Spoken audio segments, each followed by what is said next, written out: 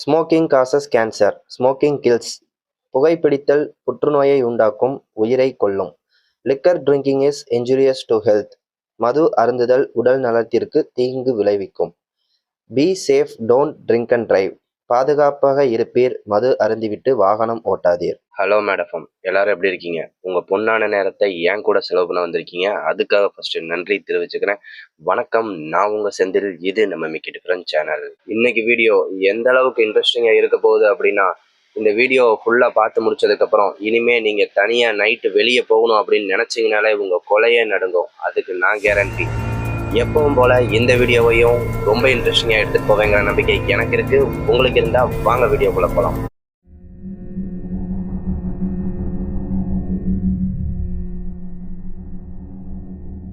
ரெண்டாயிரத்தி 5 காலகட்டங்களில் நடந்த இரவு நேர ஃபுட் டெலிவரி பாயாக வேலை செஞ்சுட்டு இருந்த விக்னேஷுக்கு நடந்த கொடூரமான சம்பவத்தை பற்றி தான் இந்த வீடியோவில் ஃபுல் டீட்டெயிலாக பார்க்க போகிறோம். ஸோ வீடியோவை ஸ்கிப் பண்ணாமல் பாருங்கள், ரொம்ப இன்ட்ரெஸ்டிங்காக இருக்கும்.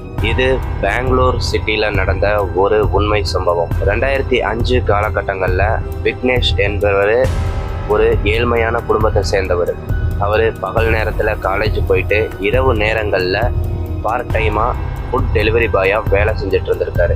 அவருக்கு நடந்தது தான் இந்த கொடூரமான சம்பவம். விக்னேஷ் எப்போவுமே சாயந்தரம் காலேஜ் முடிஞ்ச உடனேயும் ஃப்ரெஷ்அப் ஆகிட்டு 6 மணிக்கு வந்து டியூட்டியில் ஜாயின் பண்ணுவார். இரவு 9 மணி வரைக்கும் டெலிவரி பண்ணுறது வழக்கமாக வச்சுருந்துருக்காரு. அன்னைக்கு டெலிவரி அதிகமாக இருந்த காரணத்தினால லேட் நைட் வரைக்கும் வேலை செய்யக்கூடிய கட்டாய சூழ்நிலைக்கு தள்ளப்படுறாரு. சரி, ஓகே, நமக்கு வேலைக்கு வந்துட்டோம், நம்ம செஞ்சு தான் ஆகணும் அப்படின்னு சொல்லி மனசை தேட்டிக்கிட்டு தன்னோட வேலையை சிறப்பாக செய்ய ஆரம்பிக்கிறாரு. 9 மணிக்கு முடிய வேண்டிய வேலை 9:30 ஆகுது, 10 ஆகுது, 10:30 ஆயிடுச்சு. 10:30 மணிக்கு அவருக்கு கடைசியாக ஒரு டெலிவரி வருது. அது என்ன டெலிவரி அப்படின்னா, chicken biryani with leg piece. அது வந்து எங்கே டெலிவரி பண்ணணும் அப்படின்னா, இவர் இருக்கிற இடத்துல இருந்து ஒரு 15 கிலோமீட்டர் தள்ளி ஒரு ஃபாரஸ்ட் ஏரியாக்குள்ளே இருக்கிற ஒரு வீட்டில் டெலிவரி பண்ணணும். இவர் என்னடா மணி 11 ஆகுது, இந்த நேரத்தில் இப்படி ஒரு டெலிவரி வந்திருக்கே, இதை கேன்சல் பண்ணலாம் அப்படின்னு நினச்சி அந்த கஸ்டமர்கிட்ட கேன்சல் பண்ண சொல்கிறாரு. ஆனால் அந்த கஸ்டமர் வந்து, நீங்கள் இங்கே வந்து எங்களுக்கு டெலிவரி பண்ணுங்கள், நாங்கள் உங்களுக்கு எக்ஸ்ட்ரா பே பண்ணுறோம் அப்படின்னு சொன்ன ஒரு காரணத்தினால இவர் ஒரு ஏழ்மையான குடும்பத்தை சேர்ந்தவர். சரி, ஓகே, நமக்கு கொஞ்சம் எக்ஸ்ட்ரா அமௌண்ட் வந்தால் காலேஜ் ஃபீஸ் கட்டுறதுக்கு உதவியாக இருக்குமே அப்படின்னு நினச்சிக்கிட்டு அந்த டெலிவரியை எடுத்துகிட்டு கிளம்ப ஆரம்பிக்கிறாரு. இவர் பைக் எடுத்துகிட்டு போயிட்டு இருக்காரு. சிட்டியும் தாண்டுறாரு. ஒரு காடு பகுதியை அடைஞ்சு கொஞ்சம் தூரம் அப்படியே போய்கிட்டு இருக்காரு. லெஃப்ட் சைடில் ஒரு பெட்ரோல் பங்க் வருது. அந்த பெட்ரோல் பங்க்கில் பெட்ரோல் ஃபில் பண்ணிட்டு போயிடலாம் அப்படின்னு சொல்லிட்டு பெட்ரோல் பங்க்குள்ளே விடுறாரு. அந்த பெட்ரோல் பங்க்கில் யாருமே இல்லை. பெட்ரோல் பங்க்கில் கேஷியர் இருப்பாங்க தெரியுமா, அவர் ஒருத்தர் மட்டும் தனியாக ஒரு ரூமில் உட்காந்து தன்னோட வேலையை பார்த்துட்டு இருக்காரு. விக்னேஷ் அவர்கிட்ட போய், அண்ணா எனக்கு கொஞ்சம் பெட்ரோல் ஃபில் பண்ணணும், கொஞ்சம் வரீங்களா அப்படின்னு கூப்பிடுறாரு. அவரும் சரி இருப்பா வரேன் அப்படின்னு சொல்லிட்டு அந்த பெட்ரோல் பங்க் ஊழியர் விக்னேஷோட பைக்கை நெருங்கி வர ஆரம்பிக்கிறாரு. விக்னேஷோட பைக்கில் பெட்ரோல் ஃபில் பண்ணிட்டு இருக்கும்போது விக்னேஷ் கிட்ட அந்த ஊழியர் கேட்குறாரு, ஆமாம் மணி 11 ஆகுது, இந்த நேரத்தில் இங்கிட்ட எங்கப்பா போயிட்டு இருக்க அப்படின்னு கேட்குறாரு. அதுக்கு விக்னேஷ், ஆனால் இல்லை, நான் வந்து ஃபுட் டெலிவரி பண்ணிட்டு இருக்கேன். இந்த பெட்ரோல் பங்கை தாண்டி கொஞ்சம் தூரத்தில் ஒரு கிராமம், அந்த கிராமத்துலேருந்து ஒரு டெலிவரி வந்திருக்கு, அதனால அதை நான் டெலிவரி பண்ணுறதுக்காக போய்கிட்டு இருக்கேன்னா. அதுக்கு அந்த பெட்ரோல் பங்க் ஊழியர், என்னப்பா சொல்கிற, கிராமமா? இதுக்கு அங்கிட்டு காடு தான்ப்பா இருக்குது, இங்கே கிராமமே கிடையாது அப்படின்னு சொல்லிட்டு ஒரு திடுக்கிடும் தகவலை அவர் சொல்கிறாரு. விக்னேஷுக்கு தூக்கி வாரி போடுது. ஆனால் இவரோட அந்த ஃபுட் டெலிவரி ஆப்பில் லொக்கேஷன் காமிச்சுக்கிட்டே தான் இருக்குது.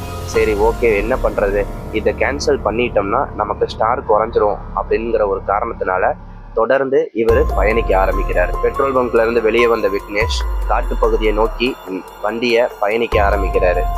சுற்றிலும் அடர்ந்த காடு நடுவில் இவர் ஒரே ஒருத்தர் பைக்கை ஓட்டிட்டு போயிட்டு இருக்காரு. இதெல்லாம் பார்க்கும்போதே இவருக்கு ரொம்ப வியர்டாக இருக்கு. ஆனாலும் வேற வழி இல்லாத காரணத்தினால இவர் மேற்கொண்டு பயணிச்சுக்கிட்டே இருக்காரு.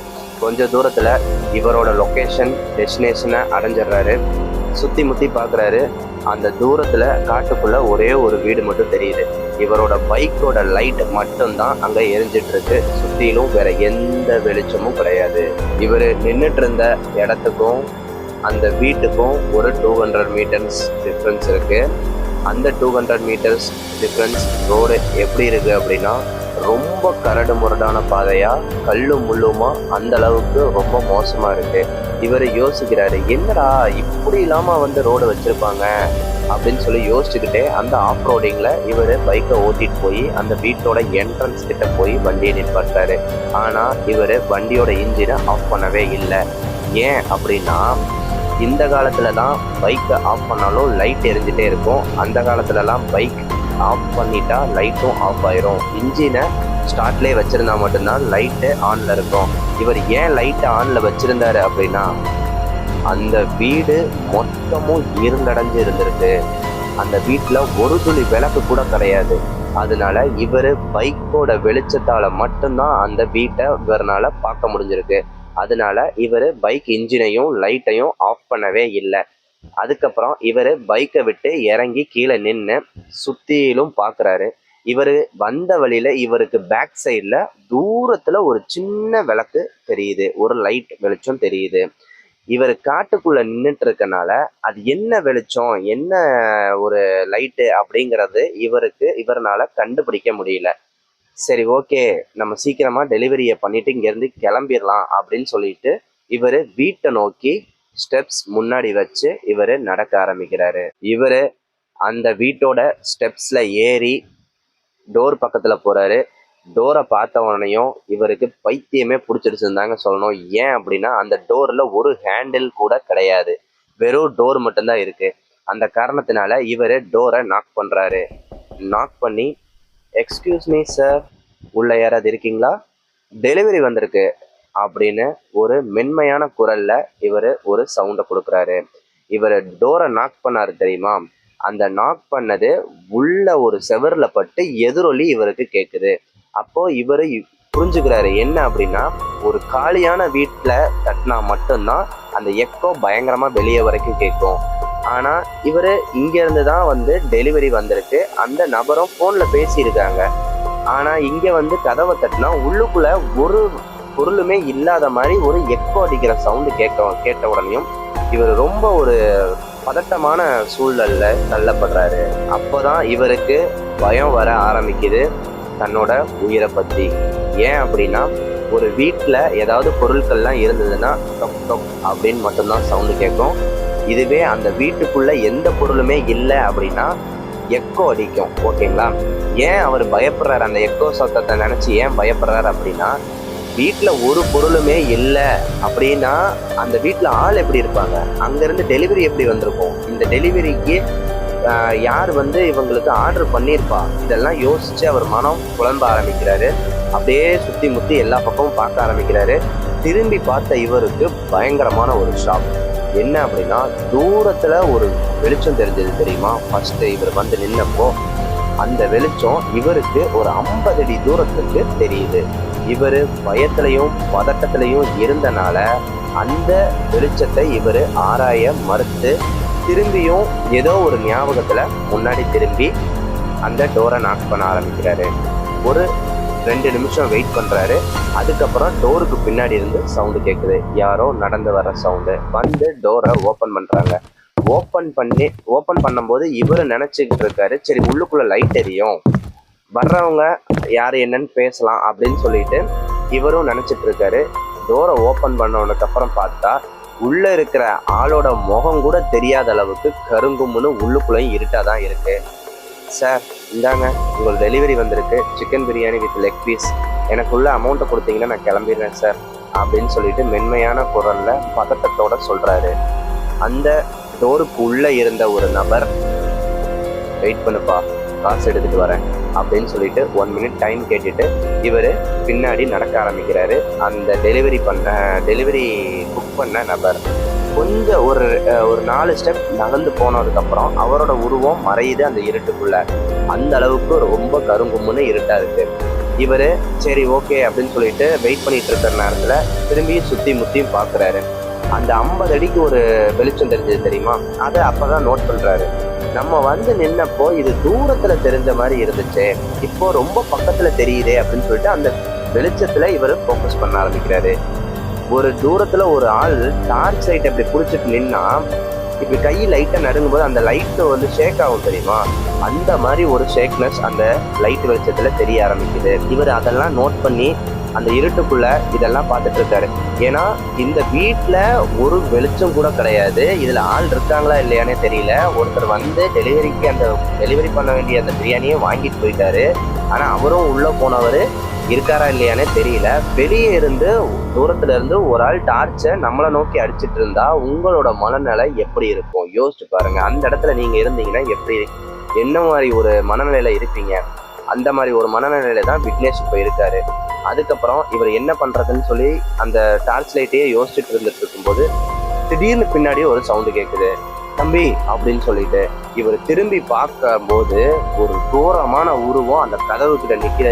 இதை பார்த்தவனே மிரண்டு போயிடுறாரு விக்னேஷ். அந்த உருவத்தை பார்த்து அரண்டு அப்படியே பின்னாடி கீழே விழுந்து உருண்டு போய் அந்த ஸ்டெப்ஸ் இருக்குல்ல, ஸ்டெப்ஸ்ல ஏறி போனார் தெரியுமா அந்த வாரம், அதுல கீழே உருண்டு அந்த ஆஃப் ரோடிங் கிட்ட வந்து விழுகிறாரு.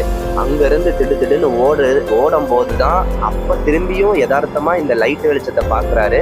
இவர் பயந்து ஓடுறத பார்த்துதான் அந்த லைட் வெளிச்சமும் நகர ஆரம்பிக்குது. அப்ப இவருக்கு இன்னும் கொஞ்சம் பயம் அதிகமாகி இன்ஜினை ஸ்டார்ட்லயே வச்சிருந்தாரு தெரியுமா இவரோட பைக்கு.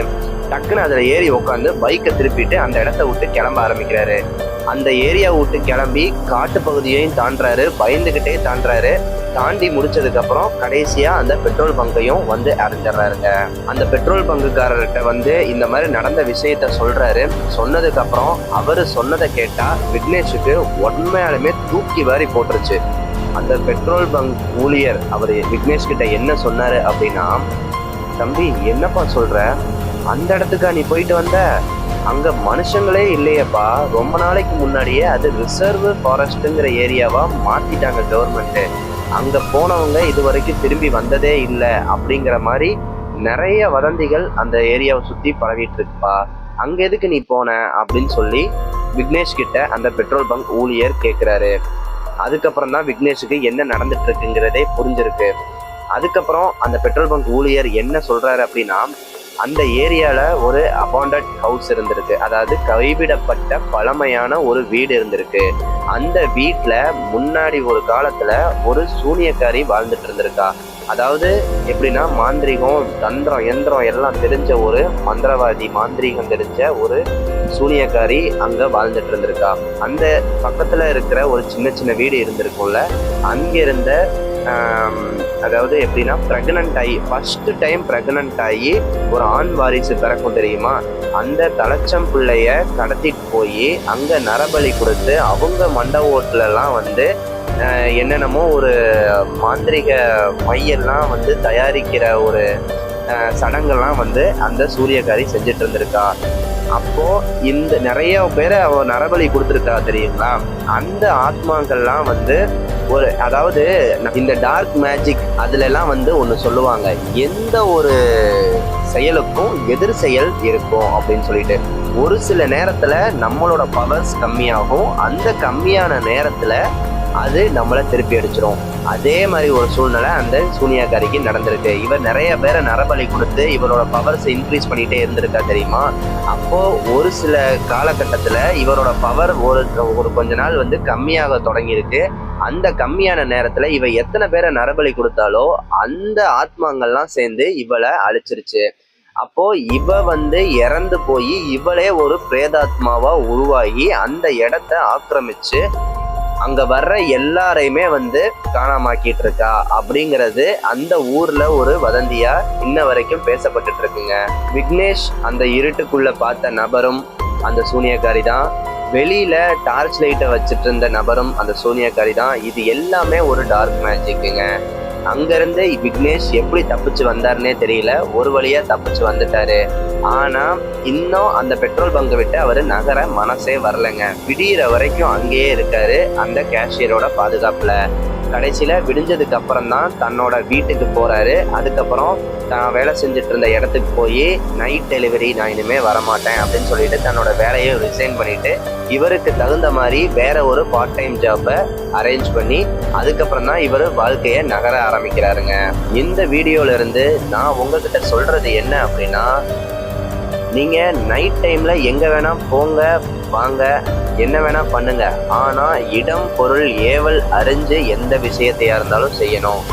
தன்னோட மனசுக்கு சொல்லும், இந்த இடம் வந்து சரியில்லை, இது வந்து ஒரு விசித்திரமா இருக்கு, ஒரு வினோதமா இருக்கு அப்படின்னா நீங்க அங்கிருந்து பேக் அடிச்சிடணும். அது என்னன்னு சொல்லிட்டு ஆராயணும் அப்படின்னு சொல்லிட்டு நீங்க உள்ள போனீங்க அப்படின்னா அது உங்களுக்கு தான் ரொம்ப தலைவலியை கொடுத்துரும். கடவுள் புண்ணியத்துல விக்னேஷுக்கு எதுவுமே ஆகல. ஆனா அதுக்கப்புறம் அவர் என்ன சொல்றாரு அப்படின்னா, நான் நைட்டு அதுக்கப்புறம் நான் வெளியே போறதையே தவிர்த்துட்டேன். நான் 8 மணி 9 மணிக்கு டான்னு வீட்டுக்கு வந்துட்டேன்னா விடிஞ்சதுக்கு அப்புறம் தான் நான் வெளியே போவேன். என் வாழ்க்கையிலேயே இந்த சம்பவத்தை மறக்க முடியாது அப்படின்னு நம்ம கிட்ட ஷேர் பண்ணியிருக்காரு. இந்த வீடியோ ரொம்ப இன்ட்ரெஸ்டிங்கா இருந்திருக்கும்னு நம்புறேன். மேலும் இதே மாதிரி அமானுஷ்ய உண்மை திகில் சம்பவத்தை பத்தி நீங்க நிறைய தெரிஞ்சுக்கணும் அப்படின்னீங்கன்னா மறக்காம நம்ம சேனலை சப்ஸ்கிரைப் பண்ணி நம்ம மேட் எஃப்எம்ல ஜாயின் பண்ணுங்க. மற்றொரு வீடியோவில் உங்களை சந்திக்கும் வரை உங்களிடமிருந்து விடைபெறுவது உங்களின் செந்தில்.